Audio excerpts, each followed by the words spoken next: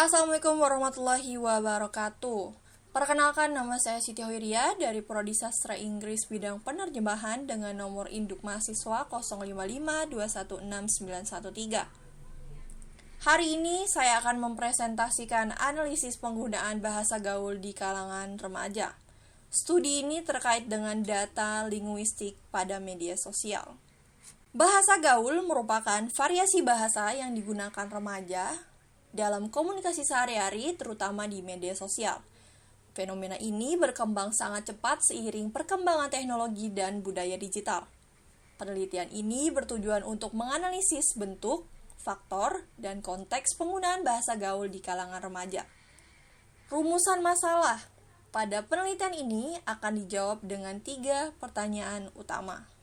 Yang pertama, apakah bentuk kata atau frasa yang paling banyak digunakan? Yang kedua, apa faktor yang mempengaruhi remaja menggunakan bahasa gaul? Ketiga, dengan konteks apa bahasa gaul digunakan? Teori yang digunakan dalam penelitian ini. Yang pertama ada teori sosiolinguistik, yaitu hubungan bahasa dan masyarakat. Yang kedua, ada register dan variasi bahasa, yaitu terkait bahasa berubah sesuai dengan situasi sosial.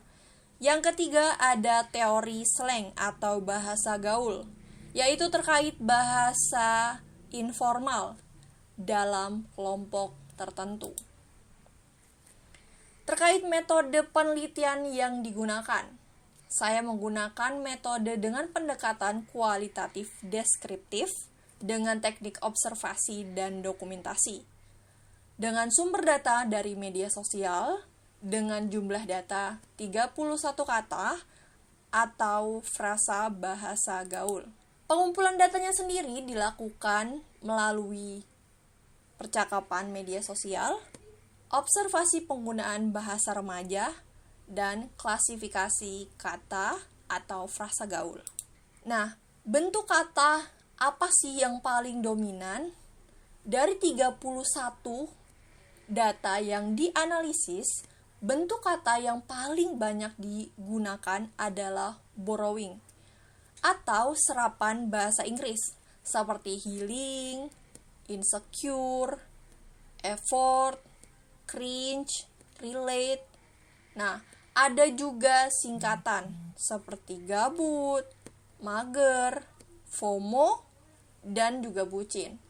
Ada juga variasi kreatif atau slang seperti anjir, gamon, dan satset.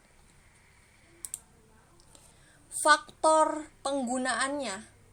Apa aja faktor dari bahasa gaul ini digunakan? Yang pertama, yaitu pengaruh dari media sosial. Yang kedua adalah budaya digital.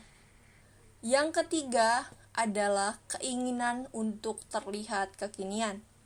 Yang keempat adalah efisiensi komunikasi. Yang kelima adalah identitas kelompok. Nah, yang pertama, pengaruh media sosial. Tentu saja saat ini, karena konsumsi media sosial yang cukup tinggi pada remaja dan kalangan berbagai usia, tentu saja resapan dari penggunaan bahasa gaul sangat tinggi dari media sosial. Begitu juga ada tren dan juga keinginan untuk terlihat kekinian. Tentu saja dengan penggunaan saat kita mungkin melakukan chat atau mungkin membuat hashtag ataupun apa, karena kita ingin terlihat kekinian, jadi kita mengonsumsi dan menggunakan bahasa kekinian agar terlihat jadi jauh lebih trendy. Efisiensi komunikasi tentu saja seperti penggunaan FYI, BTW, atau OTW mungkin akan mengefisiensi komunikasi. Identitas kelompok itu juga bisa terlihat mungkin saat ada kelompok tertentu yang terbiasa menggunakan serapan bahasa Inggris Jadi, konsumsi penggunaan bahasa gaul pada kelompok tertentu menjadi tinggi dan dapat dikonsumsi oleh semua anggota kelompoknya.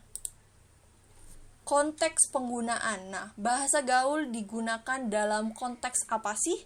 Nah, yang pertama ada percakapan teman sebaya. Tentu saja saat kita melakukan percakapan dengan teman sebaya, biasa kita akan mengeluarkan kata-kata gaul yang lebih sering daripada kita saat berbicara dengan orang yang lebih tua. Yang kedua ada media sosial. Tentu seperti yang tadi saya jelaskan, penggunaan seperti chat, caption, dan komentar pasti banyak sekali kita temukan bahasa gaulnya. Yang ketiga ada situasi santai. Yang keempat ada grup komunitas remaja.